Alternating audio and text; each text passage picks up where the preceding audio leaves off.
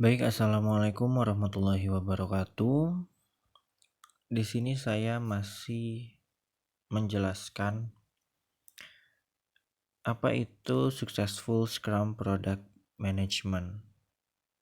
Yang kemarin saya menjelaskan mengenai Scrum Accountability. Lalu sekarang saya akan menjelaskan apa itu Scrum Event. Seperti yang bisa kita lihat, dalam Scrum Event sangat membutuhkan atau sangat mementingkan sprint karena sprint memegang peran penting di dalam Scrum.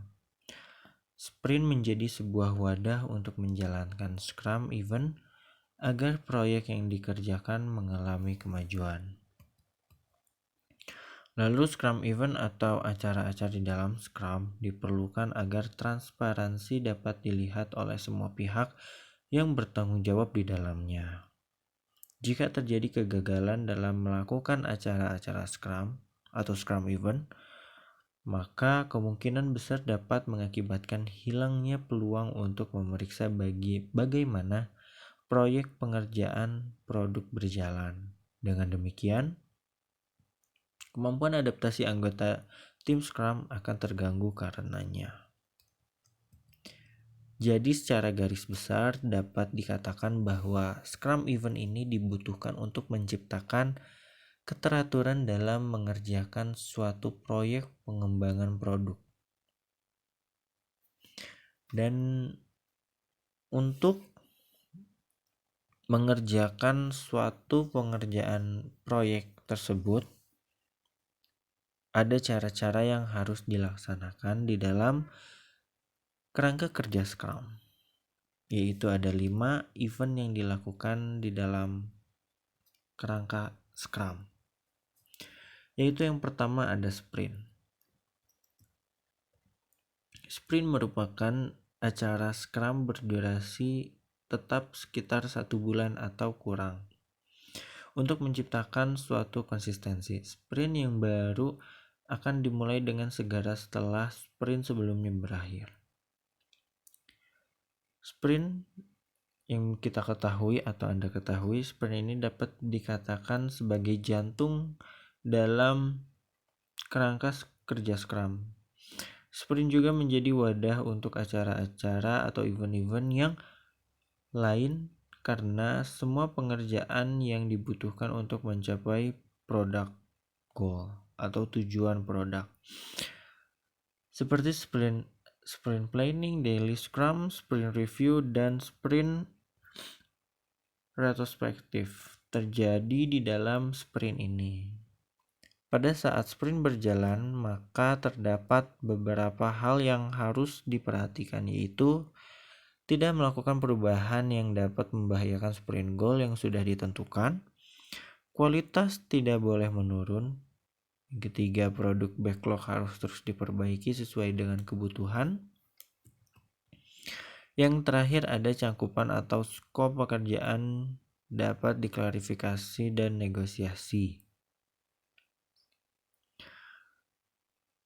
Dan negosiasi kembali dengan product owner setiap kali ada hal-hal baru yang sudah dipelajari. Lalu yang kedua ada sprint planning. Sprint planning atau perencanaan sprint merupakan acara untuk membahas item mana yang akan dikerjakan selama sprint itu berjalan. Dalam Scrum Event ini, product owner akan bertugas untuk memastikan bahwa semua peserta acara siap untuk membahas item produk backlog mana yang paling penting, serta memetakannya sesuai dengan produk goal. Mereka mendiskusikan item produk backlog yang harus dikerjakan selama sprint tertentu. Daftar item baru ini disebut dengan istilah sprint backlog. Rencana atau planning yang ditetapkan merupakan hasil diskusi atau kerjasama dari seluruh anggota Scrum Team. Meskipun demikian, Scrum Team diperbolehkan untuk mengundang pihak lain untuk memperoleh masukan yang berguna untuk pengembangan produk. acara ini dibutuhkan untuk memastikan bahwa seluruh tim mengetahui tugas apa yang harus dikerjakan selama sprint. Mengapa? Jadi dari penjelasan barusan, mengapa sprint ini berharga? Karena product owner akan menanyakan bagaimana produk bisa meningkatkan value dan kegunaannya selama sprint berjalan. Kemudian seluruh anggota Scrum Team akan berkolaborasi mendefinisikan sprint goal dan mengonfirmasikan mengapa sprint tersebut bernilai bagi para stakeholder. Sprint goal harus sudah disetujui sebelum sprint planning berakhir. Lalu, apa yang bisa dilakukan oleh sprint? Developer akan berdiskusi dengan product owner yang memilih tim product backlog untuk dimasukkan ke dalam sprint. Lalu pertanyaan terakhir yaitu bagaimana pekerjaan yang dipilih akan diselesaikan. Tugas ini akan ditangani oleh tim developer. Mereka akan membuat rencana mengenai pekerjaan-pekerjaan yang perlu dilakukan untuk bisa membuat increment yang memenuhi definisi selesai. Biasanya mereka akan melakukan dengan cara menguraikan item product backlog menjadi suatu item pekerjaan yang lebih sempit lagi. Lalu kerangka yang ketiga yaitu adalah daily scrum. Daily scrum adalah acara yang dilakukan setiap hari untuk beberapa tujuan seperti memeriksa progres yang telah terjadi untuk mencapai sprint goals. Yang ketiga menyesuaikan sprint backlog. Yang kedua menyesuaikan sprint backlog. Yang ketiga adalah menyesuaikan rencana kerja yang akan datang. Daily Scrum diadakan dengan durasi sekitar 15 menit dan ditujukan untuk tim developer. Namun jika product owner dan Scrum Master juga secara aktif mengerjakan item yang ada di sprint backlog, maka mereka dapat berpartisipasi sebagai developer. Lalu yang keempat ada sprint review. Sprint review menjadi salah satu sprint event yang perlu dilakukan. Cara ini dilakukan di akhir sprint untuk memeriksa bagaimana hasil dari sprint yang telah dilakukan dan menentukan adaptasi yang diperlukan di waktu mendatang.